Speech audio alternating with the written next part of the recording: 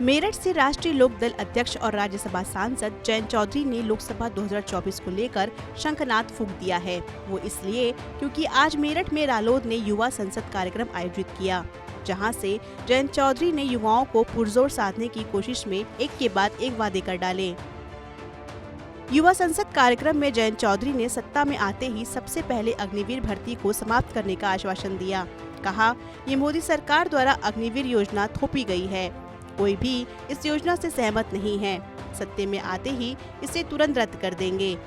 हो गई अगर केंद्र में हमारी सरकार बनती है और इसमें सारी पार्टियां शामिल हैं और साथ हैं और सहमत हैं कि ये जो अग्निवीर नाम की फुसड्डी योजना केंद्र की सरकार लाई, मोदी जी ने थोपा है नौजवानों के ऊपर। कोई नौजवान नहीं चाहता इसको।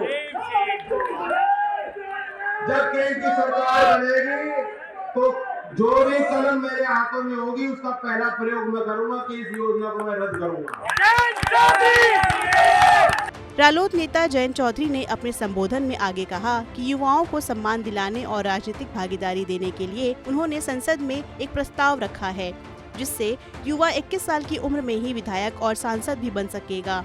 इसी के साथ उन्होंने बीजेपी सरकार पर भी तंज कसा और नौजवानों को सम्मान दिलाने के लिए, राजनीतिक भागीदारी देने के लिए भी मैंने संसद में कानून का प्रस्ताव रखा है। सबसे पहली गारंटी मोदी जी की क्या है? ना मिलेगी नौकरी, ना होगी शादी, ना मिलेगी छोकरी।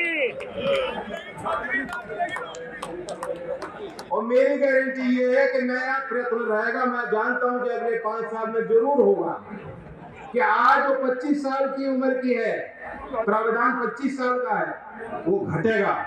और अगर आप 21 साल में वोट दे रहे हो तो रालोद नेता जयंत चौधरी ने मीडिया से बात करते हुए कहा कि अभी युवा दरी बिछाने तक और भीड़ जुटाने तक सीमित रहते हैं, जिसको लेकर हमने युवाओं के लिए 4 प्रण लिए हैं: न्याय, स्वतंत्रता, समता और समरसता। साथ ही मोदी सरकार को रोजगार देने में नाकाम बताया।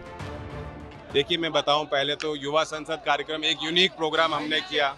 युवाओं को राजनीतिक मंचों से मौका नहीं मिलता है, वो दरी बिछाने तक और भीड़ जुटाने तक सीमित रहते हैं। मंच पे उनको कई बार चढ़ने भी नहीं दिया जाता।